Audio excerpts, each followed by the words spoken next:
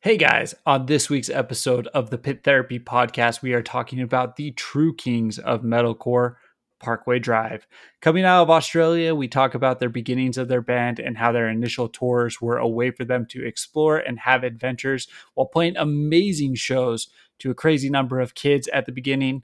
We talk about the risks they took on their initial tours in Europe and coming to America to record the amazing Killing with a Smile album with Adam D of Killswitch. We talk about the crime of them being left off a recent article going over 5 essential metalcore albums. This and more, and this is Parkway Drive, so let's open this pit up. Somebody hit somebody!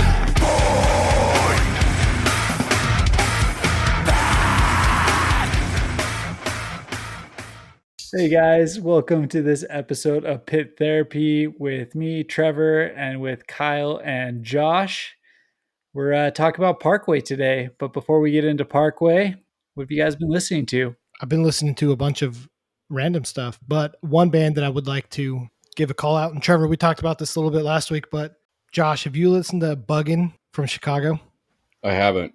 It's awesome. It's fronted by a female, and man, she goes hard, and it is awesome. They're so good, just fast hardcore, and yeah, they're sweet. I've been listening to them a lot this week. We were talking about this last time we recorded and you weren't here, Josh, but there's a kind of big wave of female presence in these bands lately.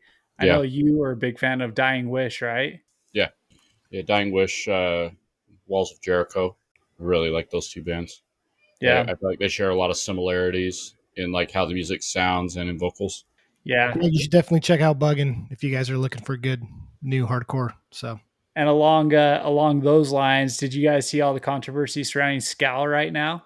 It's not really controversy, all the stupidness about them being industry plants. I haven't. So apparently there was some people, some keyboard warriors who were saying that Scal is an industry plant because they came up so fast. And then they made it to Taco Bell unofficial halftime show and all this kind of stuff happening. But it's ridiculous because I mean, there's literally videos and pictures of them playing in their friends' backyards, just to the other bands and stuff like that. And it's not even that though. It's like, there's no money in hardcore. Right. What are you planting for? You're not making money off these guys. It's weird. I feel like Scal's been around longer than Tsunami, and Tsunami took off way faster than Scal ever did. I mean, maybe not to the Taco Bell extreme, but as far as popularity. Do you guys like Scal? I actually really like them, and their new like EP that they just dropped is actually really cool. I'm not way into that kind of music, but I can appreciate it. I'm kind of in the same boat. I like it for what it is. It's not an album I regularly have on play, but I really like that they've grown or they've blown up the way that they have. I think that that's all good. I mean, is that like frowned upon in the hardcore scene? Because I know everyone talks crap on Turnstile and Knocked Loose. I get where they come at with Turnstile because they changed their sound, but why complain about these guys? We should be happy that they made it, right? I think it's kind of one of those, I don't know if you call it gatekeeping. Maybe this might be a good time to maybe dive into that just for a second, but come on, gatekeeper Josh, let's hear it. I feel like Turnstile is like a perfect example of people are upset that they changed their sound, and they've invited this whole other different crowd into their hardcore realm. When this is where you kind of talk about controversy. People show up to like Coachella to watch Knocked Loose and then get knocked out and then be upset that nobody stopped the show because they were causing a riot. I'm like, no, you came into our world. Yeah. This is our thing.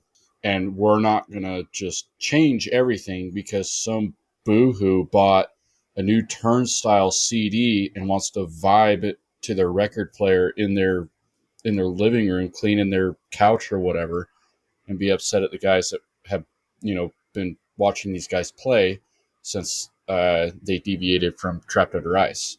You know what I mean? Yeah. So I don't know. No, I completely agree with you. Like, I'm all for like letting people into the scene that want to be here. You know, it should be inviting, it should be inclusive, but But yeah, don't come in here and try and change what's been established Yeah. for a real long time. And I've seen a lot of people online that are like, well, back in my day, people didn't used to swing fists and spin kick. And I'm like, well, what shows were you going to back in the day? Because I've seen Mhm. videos of like the late 80s of crowd killing Yeah. and super aggressive concerts. And it's like, it's been like this for 30 years, bro. You're not going to listen to Turnstile on Yeah. TikTok and change that culture. It just wasn't, I don't think it was popular and as very well accepted, right? Back in the said 80s. I think it was just smaller, more underground.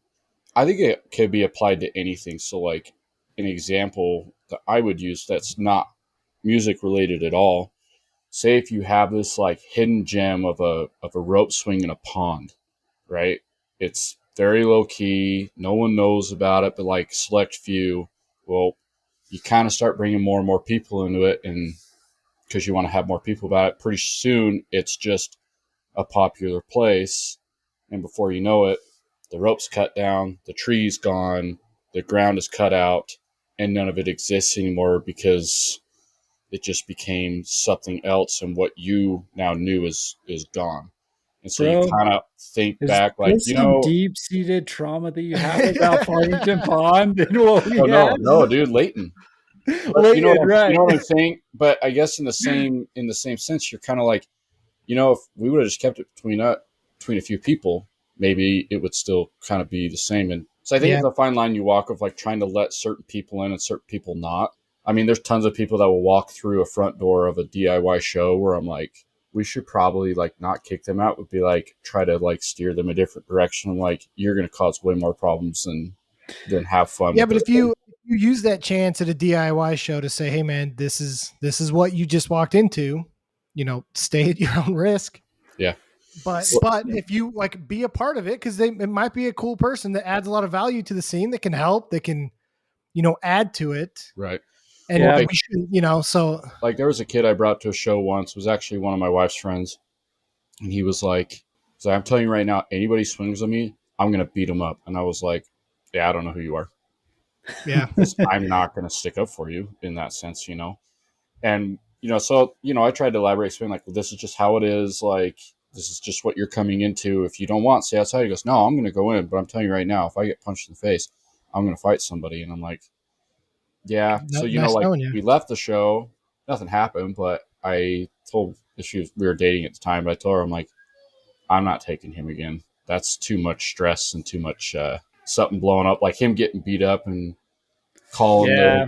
police and having a whole thing come down. It's just like, dude, I just mean, that's what happened in 2009, 2010 is the crowd started to the mixed bills or whatever just started to cause too many problems. And so I think that I'm with Kyle. Like, hey, if you want to be here and you want to be part of the scene, awesome. You want to come in here and cause problems? There's probably 20 people who have another thing to say to you. Well, it's So, and come in and try to change it, like, because again, the people that are in, like, they know where this comes from, they know the rules, they know what's going to happen.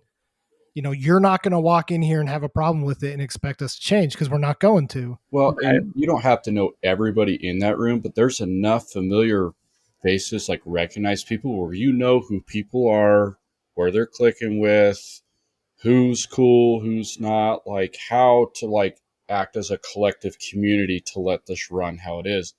But every once in a while you get new people that come in that go, "No, I won't stand for this." And Yeah. you're like, "Okay, then leave. We The didn't ask worst you to was be the here." group of jocks that would show up together, and there was always like four of them Yep. that didn't quite realize you go after one of the kids, and there's about, like I just said, 20 people who were there who just aren't going to put up with it. I And always feel so like it they showed always up caused a for problem. I always feel like they showed up for Dance Gavin Dance for whatever reason. Don't be throwing Dance Gavin Dance under the bus here. Yeah. They were Every there time. for like a day to remember. I remember that show very specifically. That was always a big problem. Seems like a day to remember in Utah brought all the kids out, jocks, hardcore kids, scene kids, all of that kind of stuff. See, I There's remember a few bands. Dance Gavin Dance came and played with the Plot and You. Like, very weird bill. And long story short, mosh pit happened, or any Plot and You didn't go very well. And so talked to some of the, I would say, jocks that were there, and I'm like, what are you even doing here? Like, oh, we're all here for Dance Gavin Dance.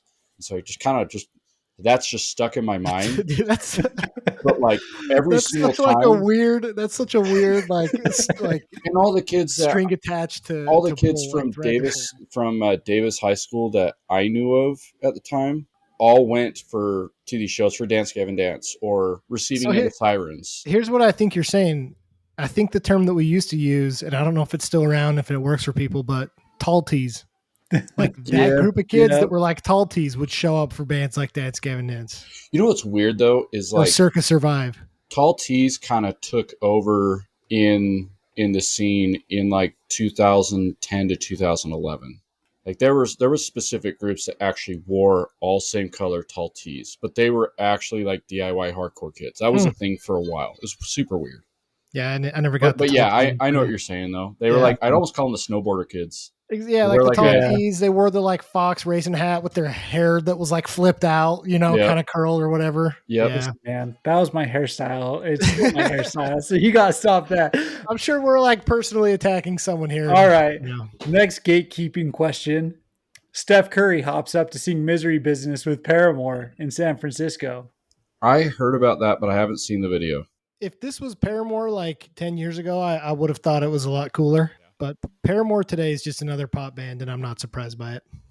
Yeah, but Steph Curry, man. I mean, You know- if Steph Curry showed up to like Sound and Fury and was head walking or something, then I'd be like, all right, man, like I'm down. But getting up on with Paramore at this point in their career, I mean, it's whatever. Yeah. It's because he couldn't do it with Taylor Swift. He couldn't get up on stage with Taylor Swift, so he's going to Haley Williams. I actually really enjoy the new Paramore.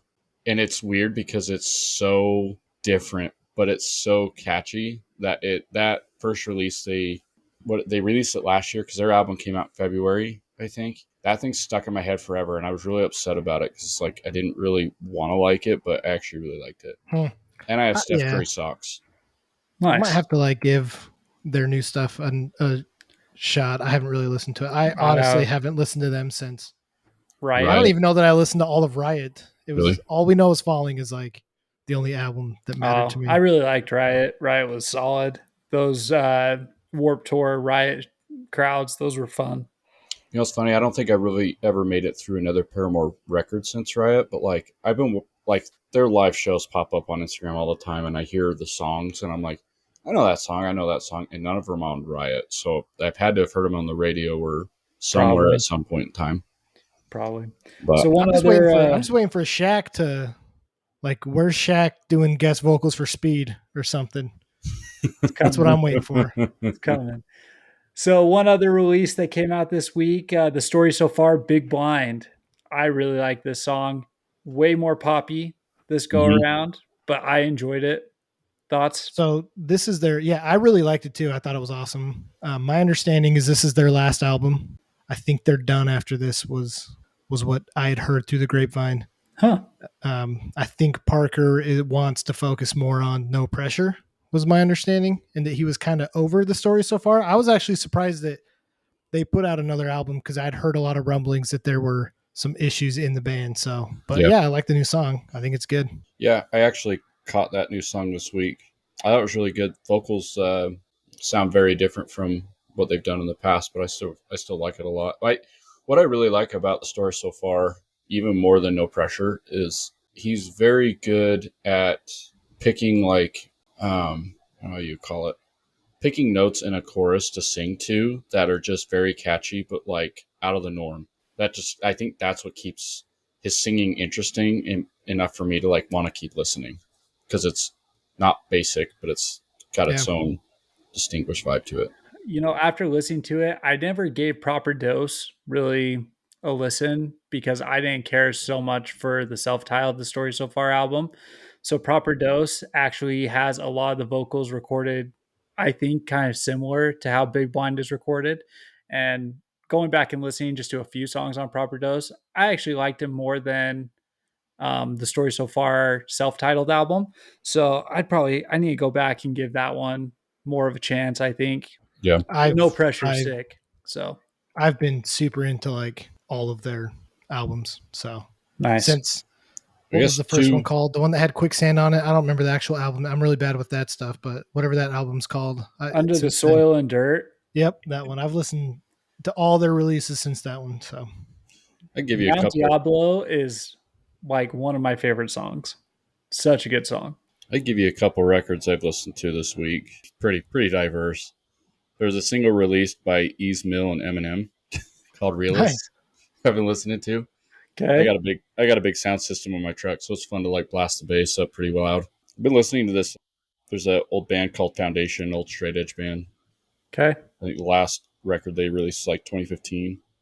I've been kind of dabbling in Post Malone's new album it's just called Austin. Austin Bonus, whatever. That's pretty cool. I actually really like Post Malone stuff. A lot of Yellow Card, Too Pure to Die, and Death Star. Nice. The other new single that dropped is Magnitude. Dropped another song I haven't off heard their it yet. album that's coming out. It's super good. It's super Have good. to I'm catch that pumped one for that then. one. Yeah. Any new tours release that you guys saw? Anything coming through? I feel like they've announced all the tours. Yeah, I do too. A lot of stuff, but I don't think I caught anything new this week. Nope, that's not true. Wild West Fest. They dropped their actual bill and it is stacked. Looks like it's going to be headlined by Tsunami. This is October 22nd here in Salt Lake, but there is a lot of good stuff on there. Yeah, I saw that Dead Heat is playing and Dare. Do you guys like Dare? Yes. Dare is awesome.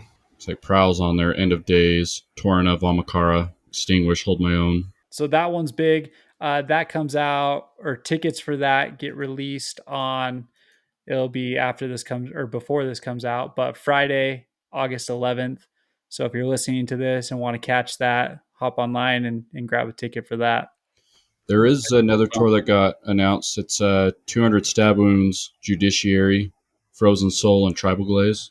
That'll be on November dang. 18th at Urban Lounge. The same guy as Wild West booking. September 21st at Salt City Seamers. It's Stateside, Montclair, and some local band. Same problem. Can't read anything that they write. Yeah, Sounds just good. scribbles. To all promoters, Times New Roman underneath your flyer will do a world of Just good. have like a part in the bottom where you can actually read names. I'm pretty sure they called themselves like Salt Lake Hardcore Emo. So Okay. there might be something kind of fun to check out. It's $15 at that, like I say, at Salt City Seamers, that place that Momentum was at. That garage with like the cars and stuff. Yeah. Mm-hmm. That's Nice. dope. Cool. Speaking of cars, I got last place at the Pinewood Derby.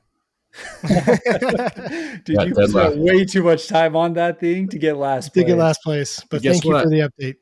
I got a gift card for last place. Did you have to buy them the gift card or Nope. Oh. That sets a horrible precedent. I No, your know. bosses suck. No, you know what's funny is I talked to my boss on Friday after I left, and he was like, "Hey, you did win," and I'm like, "No, I didn't. Everyone beat me." He goes, "Yeah, you got last place." And I'm like, "What do you mean?" So I literally have a certificate that says last place, Josh Nemchek, and I got a $15 gift card to Starbucks. Hey, Nice. I'll take it. He's like, "Well, at least you got somewhere to work up from for next year." And I was like, "Well, they say if you ain't first, you're last." Ricky Bobby. we don't reward failure here. So, anyways, okay, guys, Parkway Drive. Let's get into it. From Australia, started around 2003. I mean, when did you guys first listen to Parkway? My first run-in with Parkway would have been Killing with a Smile, probably right when it came out. And I honestly don't even know how I like got that album. I just think like I don't know where I got it from, but one day I just had it. So I can tell you exactly what happened because I remember this story Okay. for our friends. So I Killed the Prom Queen comes out, right? And they did Music for the Recently Deceased. That album we listened to a ton. MySpace, though, they had tagged Parkway because they were touring together after their first release. 2007. So this is a year after the release. I have my license and everyone's working at Blimpie's, the sandwich shop. Yeah. Blimpies. And my go-to was always like to come grab a sub, but I would always stop at Graywell just down the road. And I would grab one or two albums, throw them in the car, drive over to Blimpie's, and we'd either put them on in there, or I was picking someone up from a shift or something, and we Yeah. were on our way home. And I grabbed Parkway. It was on one of the recommended things. And I was like, I know that name. And I walk in, I go, guys, I got the new Parkway album. And everyone's like, who? And it was like that MySpace band, I Killed the Prom Queen. Really, we didn't really know who they were. Put that album in, and it was a game changer. Absolute game changer. Yeah. And I remember that vividly. I do remember listening to that in Blimpie and people walking in and being weirded out that we were listening to stuff like that. Yeah. Did not go over well often, but I think I may have. I think it was probably 2007, like early 2007. So for a while, shows that were held in Ogden, Utah, got moved up to Logan, Utah. So probably about 40 minutes north of Ogden, and it was at this venue called MVO. And I remember hearing the name quite a bit from a lot of hardcore kids going to shows at the time. So like, Parkway Drive, so good, Parkway Drive. I think the first thing that stuck out to me was the name. I really liked just the name Parkway Drive. I don't feel like you could not name your band that and suck. And then I remember getting hold of the CD sometime between like January and May. Somewhere between that time, I got a hold of that record, and I was like, holy crap, this is sick. Yeah. Yeah. I mean, I don't know that we need to talk about anything other than Killing with a Smile. So we're going to, though.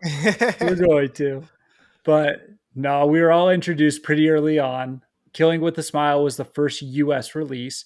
They did have Don't Close Your Eyes as their EP in 2004, but they were initially found kind of by I Killed the Prom Queen's vocalist. So they started around 2003.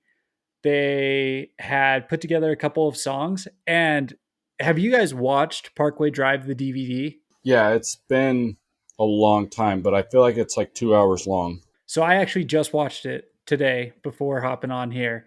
They did a re-edit of it and put it back out. It's on YouTube. It's an hour and 8 minutes long now, free. So anyone who wants to, definitely go check it out, because Parkway is one of the hardest working bands in the scene, and obviously arguably one of the biggest hard heavy metal, whatever you want to qualify them as at this time in the scene today. But I Killed the Prom Queen shows up to their first show, calls them up after and says, we're going to do a split EP. And that was their start. So Parkway actually gives a ton of credit to I Killed the Prom Queen for giving them their initial break. Why don't you think I Killed the Prom Queen took off like they did? I think Parkway Drive's more interesting. You do? I think that first I Killed the Prom Queen album is nasty. It's good, but it's very, to me, it's very generic, very like first chorus, first chorus. But back in the day, it wasn't. Back in the day, it was still, I felt like, at least on the kind of breaking edge of everything. I think it was because of their member turnover. One of the most interesting things about Parkway is they've had the same lineup since 2006. Same 5 guys. Yeah, I don't know. Even back in the day, I felt like it was like, I liked I Killed the Prom Queen, but I couldn't listen to a full record. I could listen to like a song or two, and then I'd have to change to something else because like I just kind of get bored, even though they're really good. Okay, so let me ask you, Josh, then. What set Parkway apart from the rest of the bands at the time, in your opinion? His vocals. So he had a pretty good range of going high to low, but it wasn't drastically high and drastically low. It was a good mid set of both. But then their breakdowns were kind of like at random. Like if you had never heard the band before, like the first song on Killing with a Smile, when that first breakdown hit, it's like that, you know, you're just like, oh, okay, I guess this is what this band's doing, you know? I think stuff like that set out to me. So I would actually there would be a lot of times I would go back and start the song over and listen to like the first minute again, you know, almost kind of like you were ready to like, okay, when this song plays, I know who to kill at said time at minute 04 for me. Yeah. That album just like from beginning to end just goes 100% the entire time. But they had very unique vocals, very unique time changes with a lot of the breakdowns, like Josh was saying. But some of those breakdowns were just insanely heavy for like what that album was, you know? Mm-hmm. And I brought this up with Misery Signals, but I can always appreciate metalcore bands that don't feel like they have to sing. And I like that about, especially with Killing with a Smile, is it's like, we didn't have to have cheesy vocals, man. He just rips from beginning to end and it doesn't stop. Mm-hmm. Well, they didn't sing until Ire 2015. There's Right. no clean singing parts in any of their stuff, which again, I always appreciated. Winston McCall, their vocalist, he has one of the most, what's the word? Like you can understand him out of like heavy The screaming clarity. vocals. Yeah, Clarity. Yeah. yeah, you can understand what he's saying. I think that set Parkway apart huge. Mm-hmm. That you knew what he was saying, that you could understand the lyrics, and that you could sing along with him, because the chanting and going to shows and everyone singing the choruses in those big parts, it is next level Mm-hmm. for live performances. I think the guitar tones in that record too, like very far surpass "I Killed a Prom Queen," and maybe that's just my biased opinion, but like everything's so like in clarity and clean that when the breakdown happens, it is dead silent. You know, Yeah. you could drop a pin and hear it, and then every song too, you're like, man, that song was heavy. And you're like, well, we'll see the next song, and it's kind of the cymbal layout, and like, and it's the same thing. You're like, well, this song's good too, and then you get into "Romance Is Dead," and you're like, well, good luck, Yeah. band. So this is what you're competing against. Yeah. That's exactly how I felt listening to that album. Yeah. Just in your face all the time. And I think that's why when you start getting into the later albums, why I get so disappointed in it is it's like it slows down. There's all these different parts to it. I guess maybe you could say it's more structured and stuff, but it kind of ruined that uniqueness and just in your face 100% of the time that I loved so much from Killing with a Smile. And the Don't Close Your Eyes EP is the same way, Yeah. you know? So Mm-hmm. Yeah, it's just unrelenting, I think is the best way to put those first two albums. So, Killing with a Smile, though, history of this. So, first of all, they get discovered by I Killed the Prom Queen. They go and they just tour for a year. They get picked up by Resist Records, which is an Australian label who was producing hardcore bands at the time. That puts out Don't Close Your Eyes 2004. Again, just relentless touring. At this point in time, they're playing to like 1,000 kids at all their Australian shows, and they're Mm-hmm. not even known in the US really. And they're like, okay, well, we've done it all here in Australia. They booked their flights to Europe and just started calling venues and going and playing in front of like 15 people. Like that's they're crazy. massive headliners in Australia, 1,000 people and stuff like that, to go into 15 kids in Europe. I think in the DVD it explains that they lived in that van for months in Europe. So they didn't like have money to get home, and so they were just like, "Well, we'll just keep booking shows until we get home." So they did that, but on top of that, they were sleeping on the side of the road. I guess one night after one of the shows, they just like didn't have money for a hotel. No one had offered for them to find a place to crash. They drove down the road and there was a field, and they're like, guess we're sleeping in the field. And so like the rest of that tour, they slept outside and they were Mm-hmm. totally cool with it, Yep. which is incredible. They were saying as I was watching the DVD again that basically those first couple of years, it was a way for them, and Josh, you've said this before, to surf and have adventure, and the touring is what provided that. Yep. Yeah. So just incredible story that way. You know Yep. what's interesting too is I did a little bit of research and was just like looking at what people were saying about them and all these like Australian hardcore, and I'm not like the actual term, like the actual specific genre of hardcore. Shout out and give credit to Parkway Drive for paving the way for them. And if you look at like some of the tours that Parkway Drive did in Australia, they toured with Have Heart. They toured with, what were some of the other ones? Shoot, I don't know where it is in my notes, but they toured with like straight up normal hardcore bands, you know, traditional hardcore bands. And then you have this like mixed bill with a metalcore band. I would say that any Australian band that's made it in the past 10 years probably owes Parkway Drive for paving that road to them. You know, bands like Speed, and, you know, the singer for Parkway Drive, his brother was in a hardcore band called 50 Lions, and they wouldn't have had a chance if it wasn't for Parkway Drive, Mhm. you know? So Yep. that's think why I it- hate like genre police, because it ruins like Like we shouldn't care. You should appreciate a band like Parkway Drive, even if it's not the specific genre of music that you claim you care about. You know. I think it's cool to note too that like even before they had started touring, they played in they called it the Parkway House. I think it's cool to note that because that is just about as DIY as you can get because it was just like their home base for their friends to play at because it said that there was no hardcore punk venues and so they just played out of this house and they just called it the Parkway House. Well, it's their drummer's parents' house. Mm-hmm. Like Yeah, it was the their drummer's little parents. oasis. Exactly. And if you watch the DVD, I'm going to allude to the DVD a lot because it was so eye opening just to see who these guys are. But they're like taking these little beater cars, throwing down surfboards on like the dirt and like swinging each other through the yard. They had like Mm-hmm. bike jumps and all sorts of stuff. It was just like chaos all the time.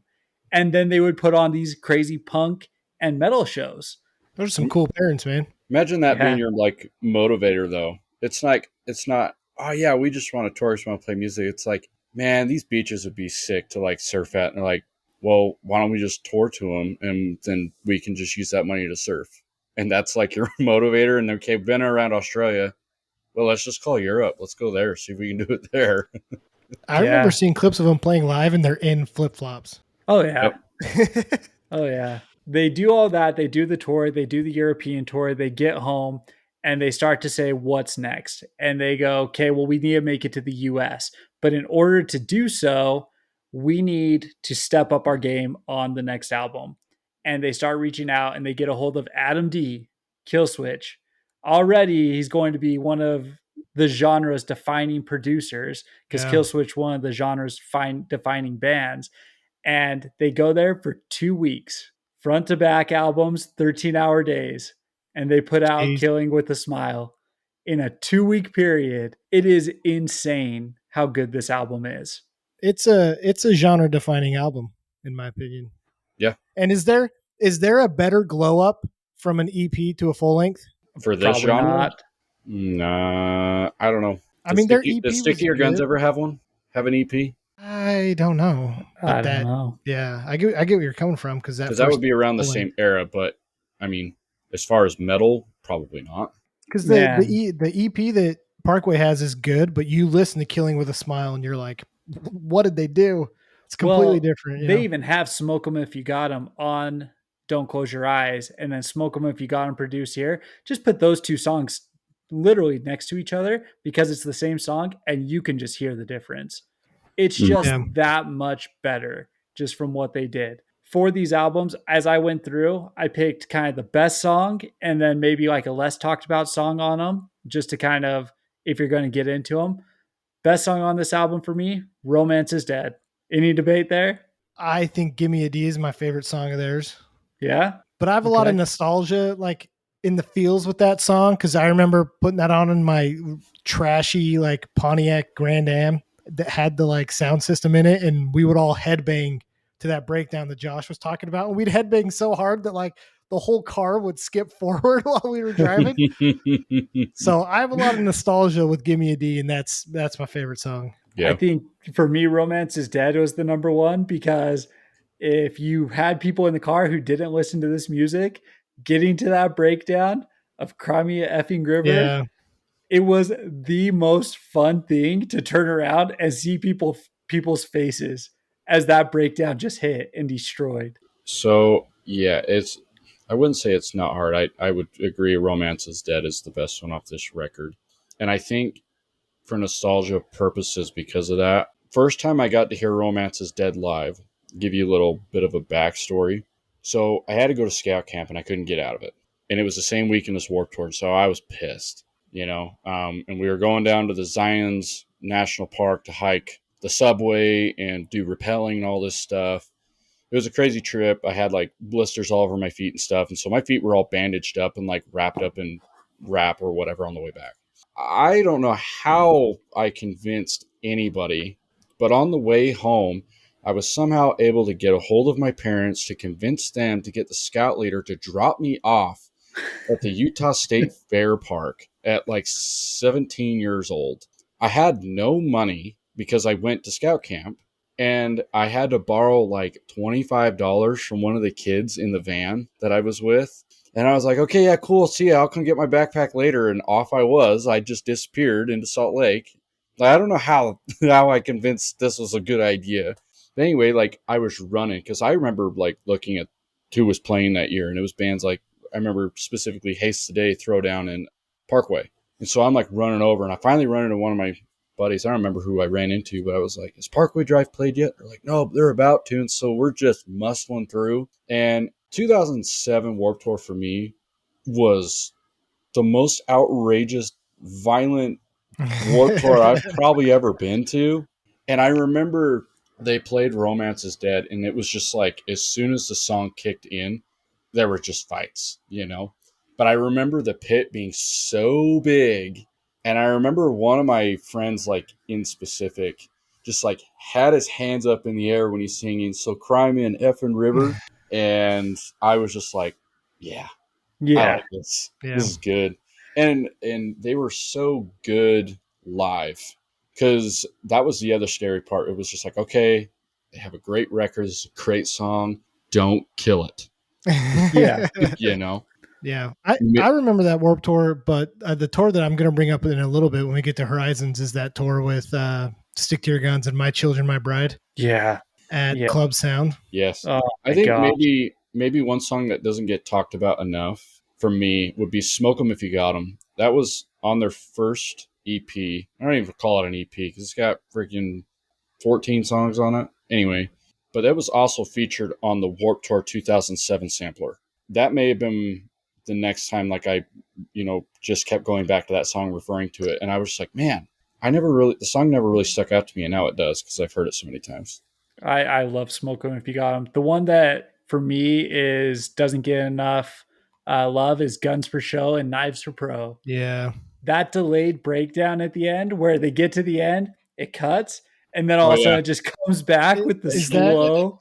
is that one yeah. of the longest pauses before breakdown of any Probably. band?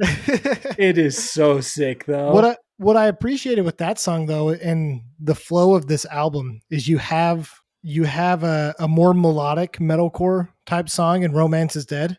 Mhm. And then it goes right into just a nasty, fast paced, in your face, heavy song. And I really appreciated the like whiplash you would get from listening to this album because it was like, all right, this is melodic. Like I can go with this. And then all of a sudden you're like, yeah, next song, I'm about to rip someone apart. Yeah, You know?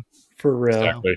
One of the songs I think doesn't get talked about enough as well is Mutiny, which in my opinion is arguably one of the heaviest songs Yeah. on the album. And I love Mutiny. You say I that, mean- and I immediately started thinking, "Set your goals." I know, right? But Parkway's Mutiny is really good. So Yeah. I mean, basically this entire album, if this isn't one of your regular metalcore go-tos, you're doing something wrong.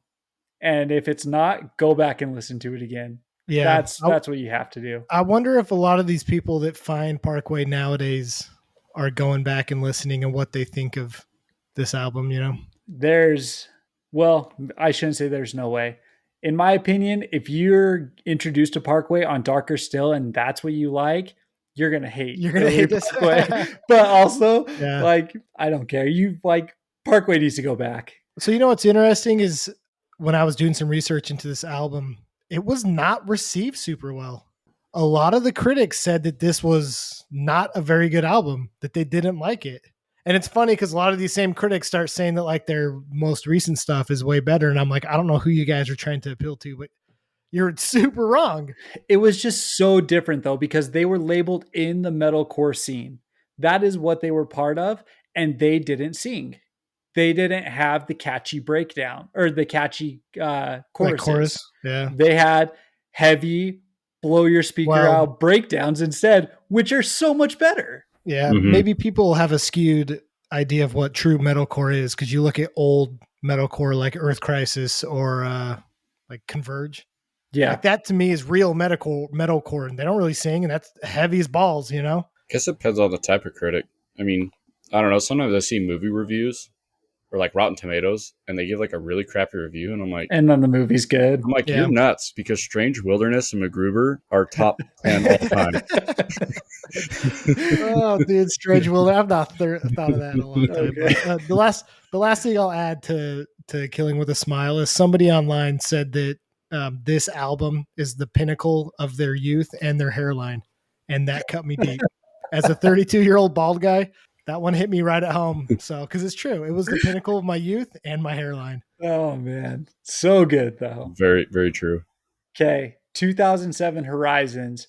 Again, they go back to Adam D to produce this because he did such a good job on Killing with a Smile.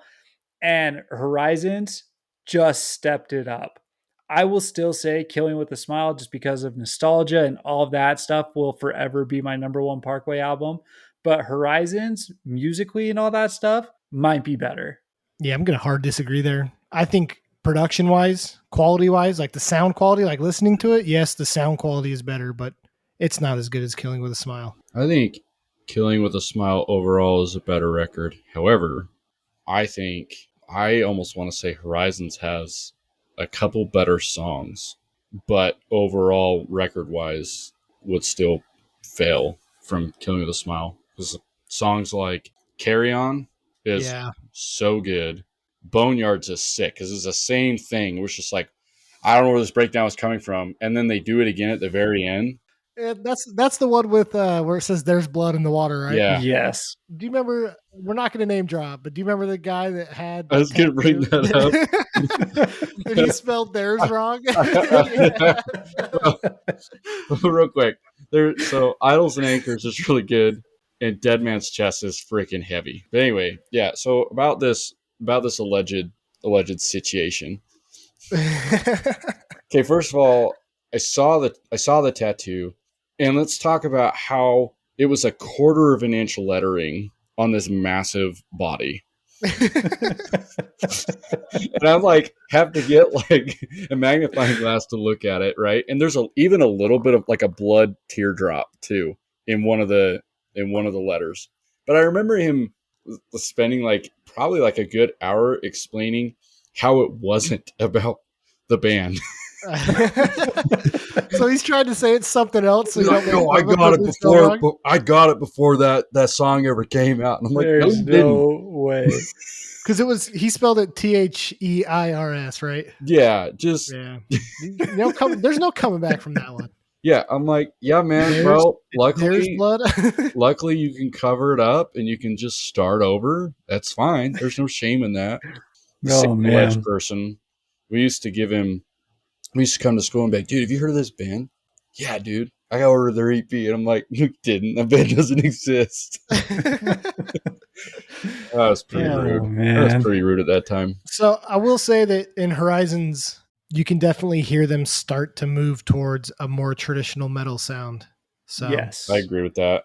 But they also have some of the heaviest breakdowns possible.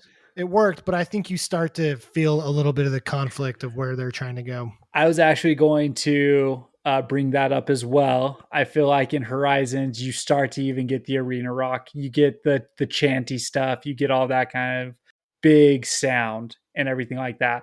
And very specifically, Boneyards, which I'm with Josh. This honestly might be the best song that Parkway's put out. Boneyards is incredible, but as they're doing like the always sinking parts, and he's hitting the bass, and it just sounds like rushing water. Like, it's so cool to me. And then his vocals on this song are incredible, going from the high to the mid to the lowest low of water kind of thing. So good. So it was at this time that they had some cool tours in Australia. I found my notes and stuff. They played with Death Star X. Yep. They did a tour with the Warriors, and they did a tour with Have Heart. So sick.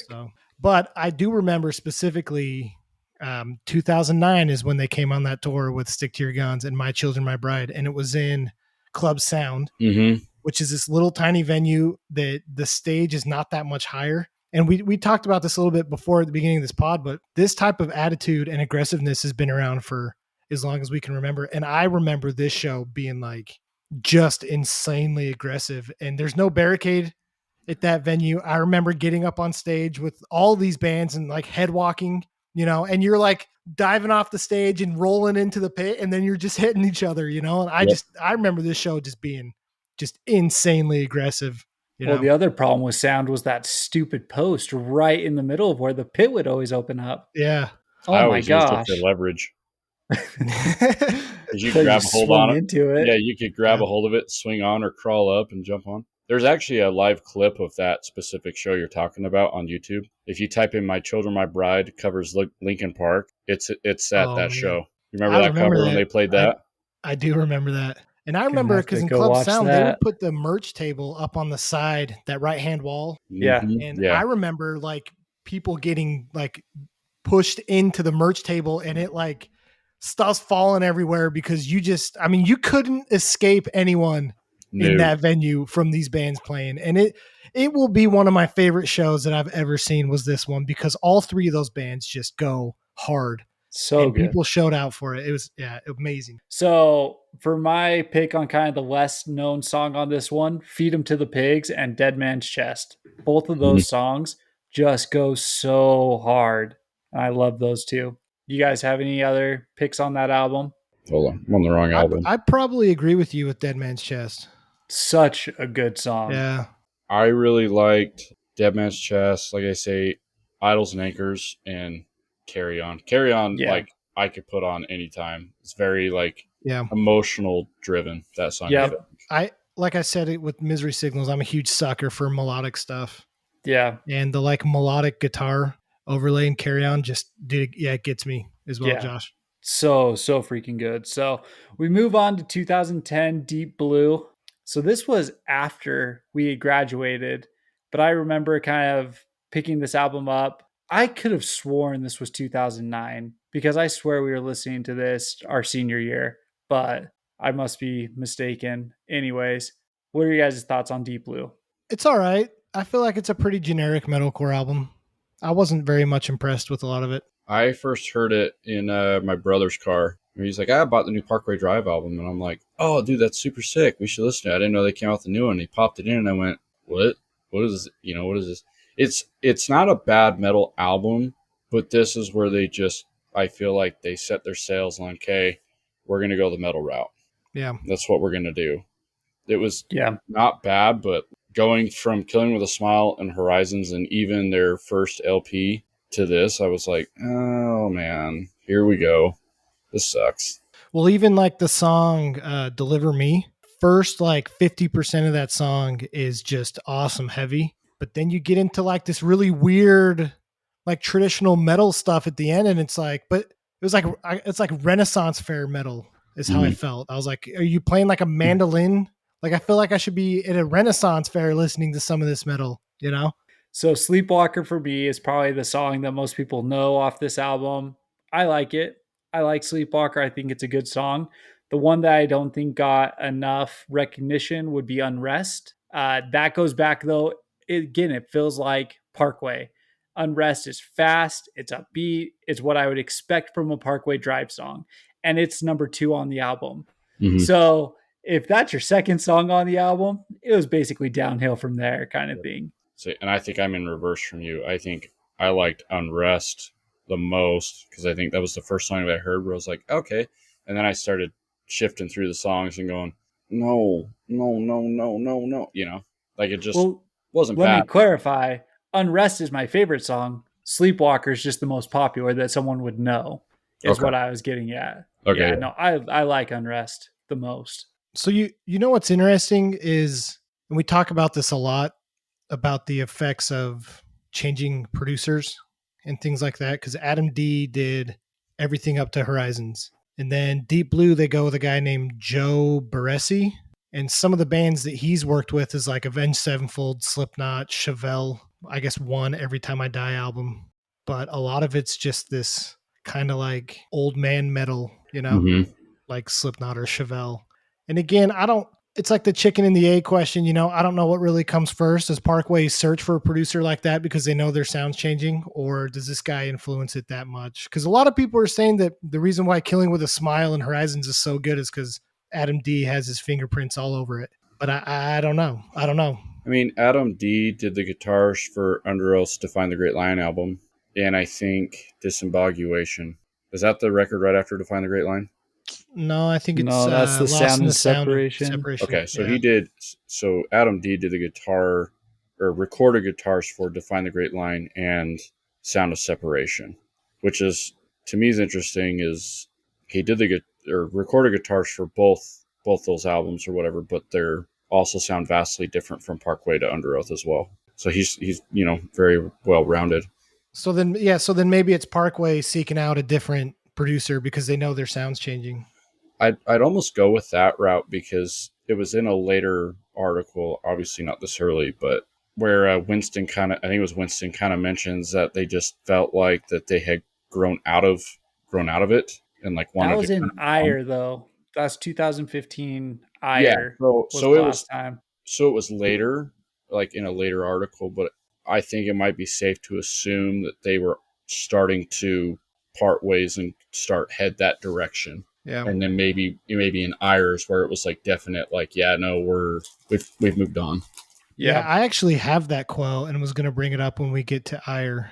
The full Agreed. quote. I mean, I think that everyone, if you follow Parkway, has probably heard that at this point because Darker Still and Reverence, they are a clear, different direction than anything metalcore related kind of thing. We're not going to spend too much time on this kind of thing because it's not what we were into, but Atlas was 2012. The songs that I picked out there, the most well-known, it was their single, was Wild Eyes. If you want to go deep diving into them, I think that Swing was a good song. It has some nasty vocals on the breakdown, and Old Ghost / New Regrets. That breakdown and the gang vocals, it felt like a very good throwback to Old Parkway. Really enjoyed those ones. You guys have any pick from those? Yeah, Old Ghost, New Regrets is the first because they have an intro and then it goes into that song, right? Yes. Yep. Again, the second song on the album. Yeah, I remember listening to that and I'm like, oh, there's hope. And then I listened to the rest of it and I was like, nope. All hope is gone. All hope is gone. A single tear rolled down my face. You know, I'd have to agree. It's kind of the same similar situation like with Deep Blue. It was like, yeah, well, maybe no. So that was 12. 2015, we get Ire. Vice Grip is the song that comes out. It's their single. This is a very clear arena rock song. This was their statement that we are going to be able to go tour with Metallica with this kind of song at this point. The song, though, that I picked off of this was Dying to Believe. It sounds like a Lamb of God song to me. Mm-hmm. Yeah, I just want to give you a lot of credit, Trevor, that you take this podcast serious because I could not listen to Ire, Reverence, or Darker Still. So kudos to you and respect. I appreciate it. We need someone on here to be professional.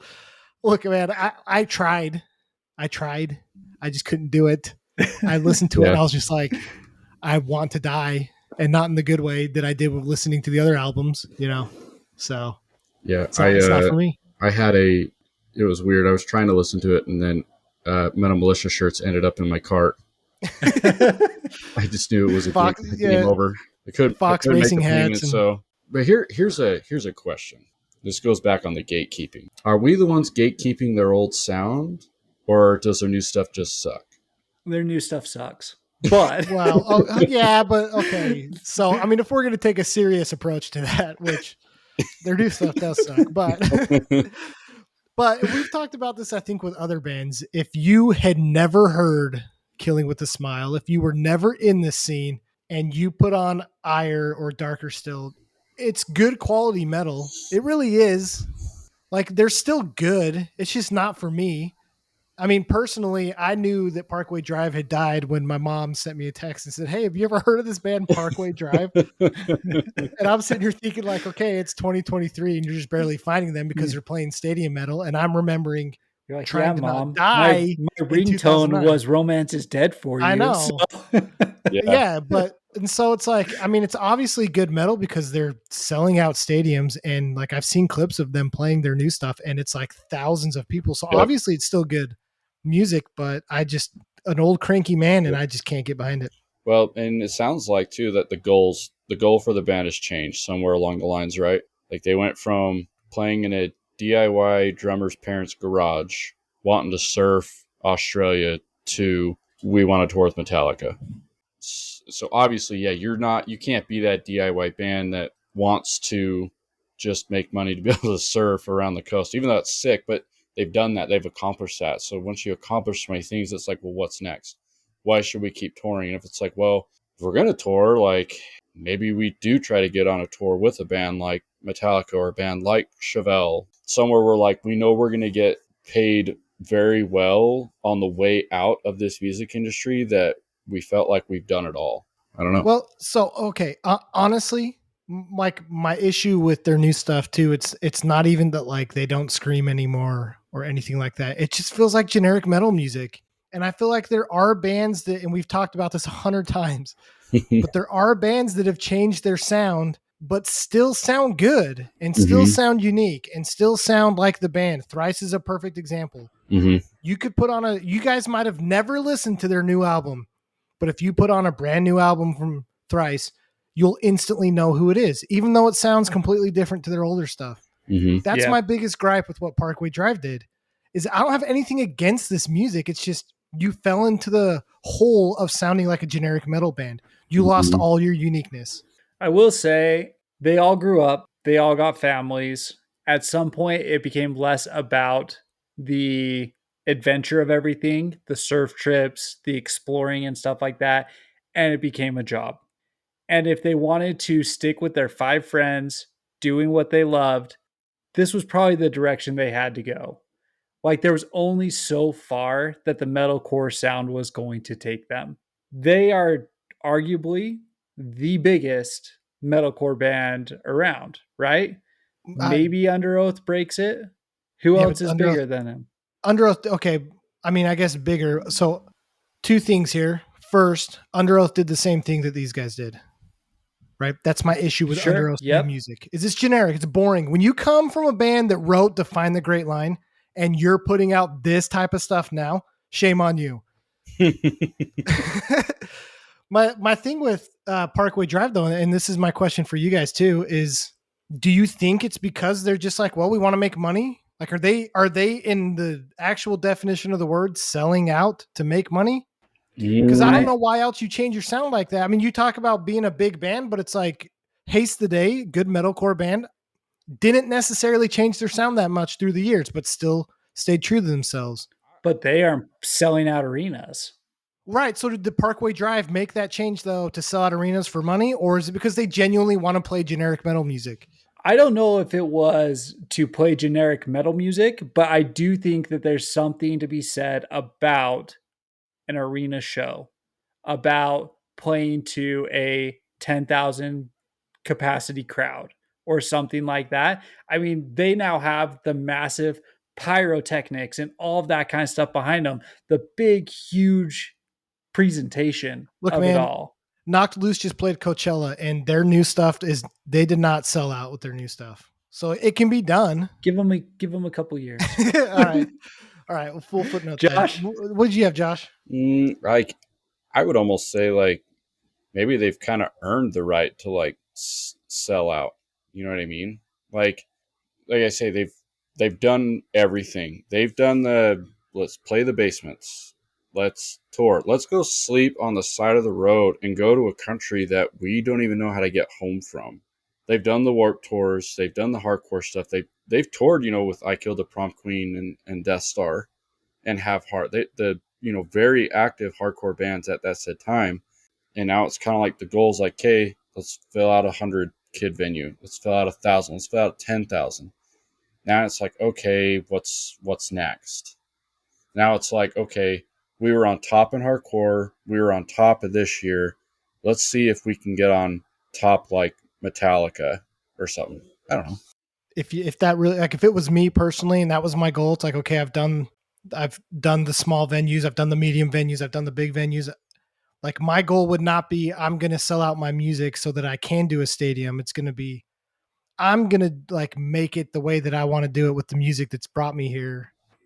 Mm-hmm. I don't know. I mean, I'm not these guys. I'm not a musician. I don't know what goes on. Yeah. And it sounds like that quote that everyone knows about them changing their sound. It sounds like it's been creeping in for a long time anyway. So maybe this truly is the music they want to play. And if that's true, like good for them.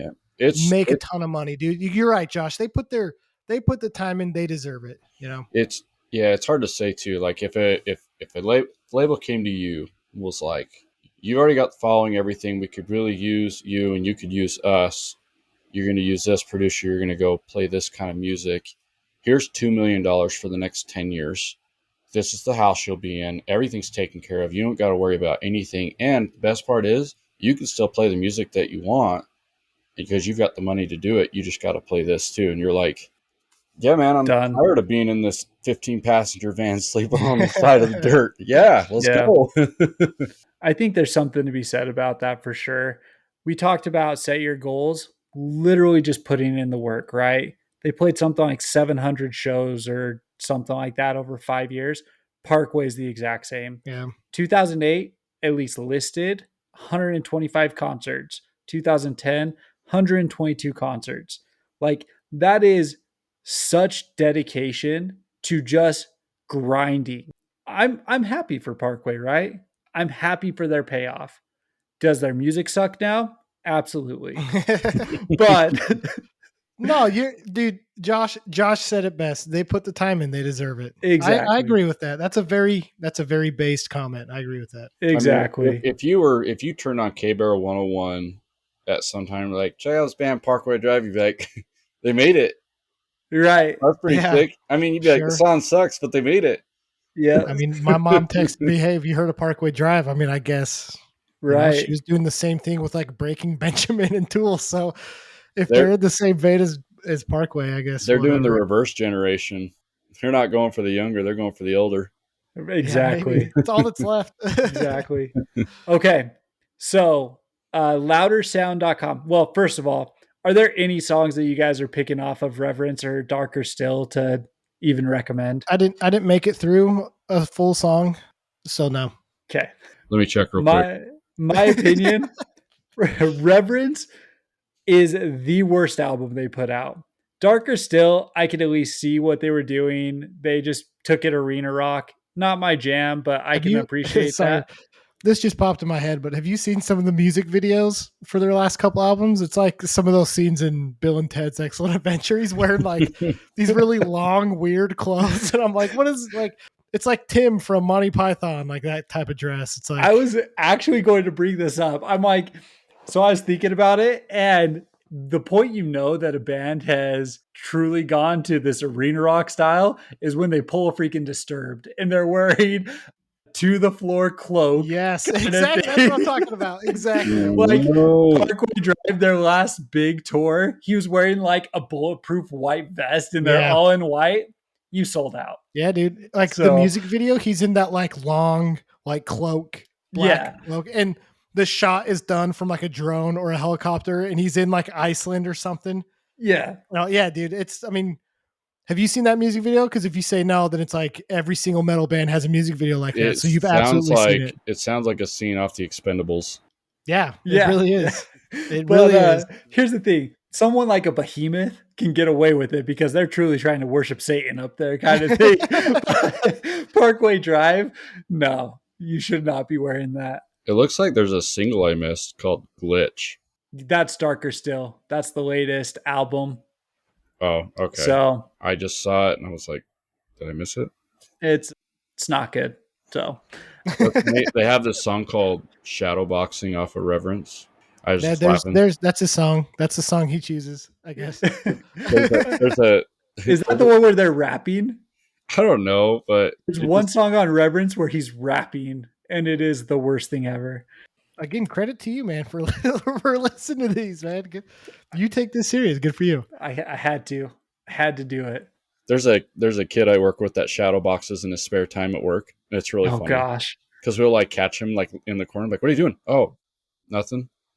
Like, what are you doing? Do you fight? He goes, no, I just want to be that guy that can like handle his own. I'm like, shadow boxing in the corner isn't going to do anything for you, bud.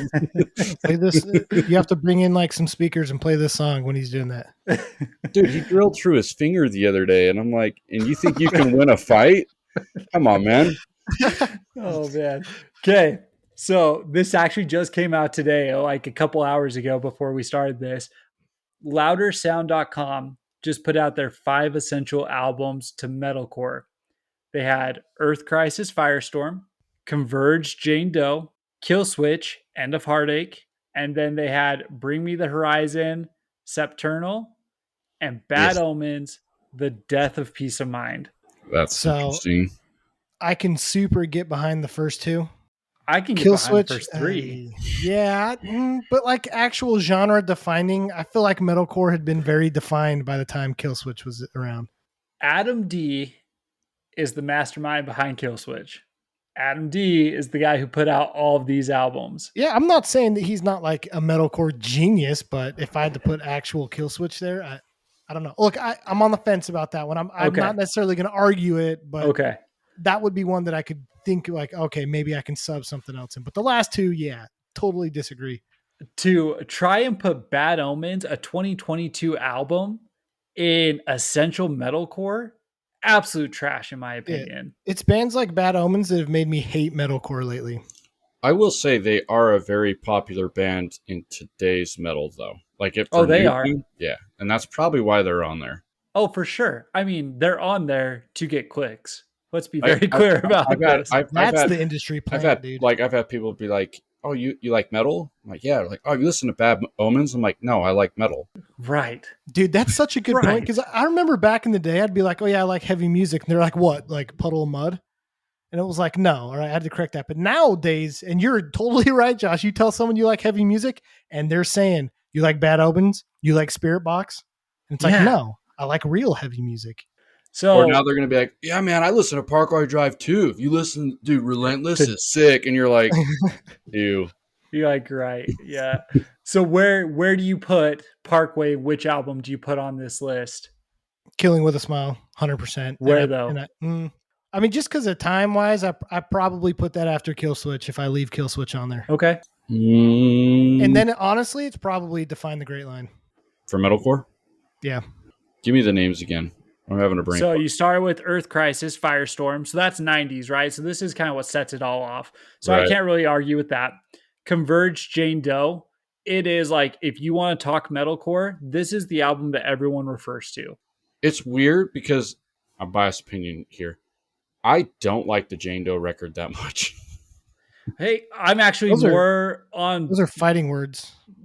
I like All We Love We Leave Behind, No Heroes, You Fail Me, The Dust in Us. Like, shoot me. I liked Jane Doe because like it was that album though that kind of set a lot of this off kind of thing. Mhm. But is it my favorite metalcore album? No, not really. There's better releases, but I understand its importance. And I'm just gonna throw a correction here. I'm not gonna put Define the Great Line on there. I'm putting Misery Signals. Which album? The first one. Okay, That's my Yeah. top 5. Malice and a Magnum Heart. Yep.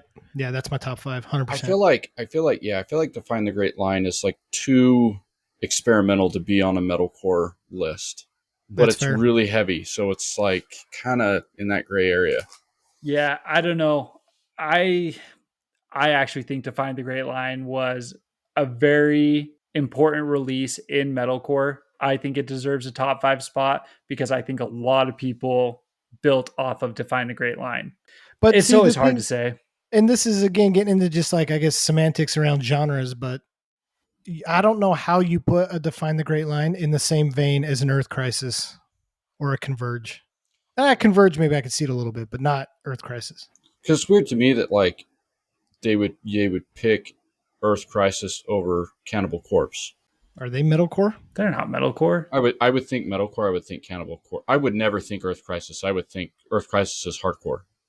Earth Crisis is a hard one for me there. I understand what they're saying.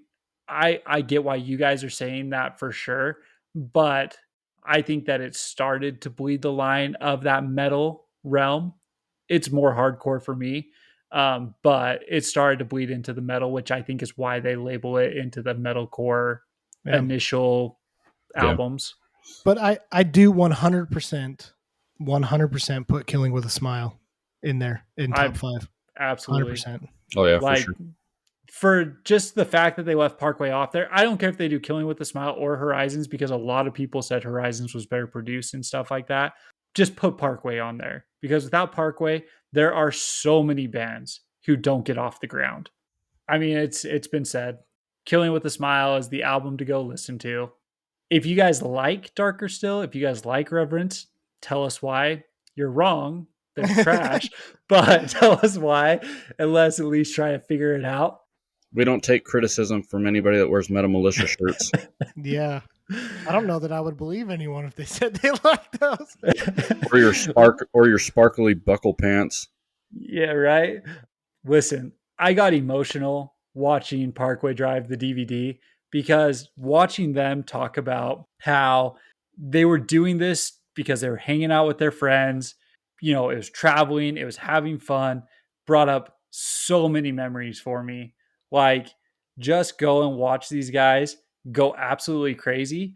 And it was the reason why we wanted to be in a band. Like, it was to hang out with your buds, play ridiculous shows with people going nuts. And we never got there. Josh, not included in this, right? But Kyle and I never got there. But the feelings were there. And it's why they wanted to do it. And there was so much nostalgia for me. So go watch it. You guys have anything else? No, I don't know if you guys have thought about your list of bands we were talking about the other day, top 10 influential, but if you don't have them, we should go over them next time we talk. No, we will. We're going to do that. I'm ready. You're all the way ready? I don't want... Are you going bands or are you going albums? Oh, bands. I can't do an album. Bro, I wanted albums, and I want to know why that album was so influential for you. I could just pick the band and tell you the album. I mean... Okay. Well, yeah, we'll have to get into that. For sure. Not sure what it's going to be next week. We'll throw it out on Twitter, and you guys can follow along. But until then, peace. Thanks. Yep. Bye.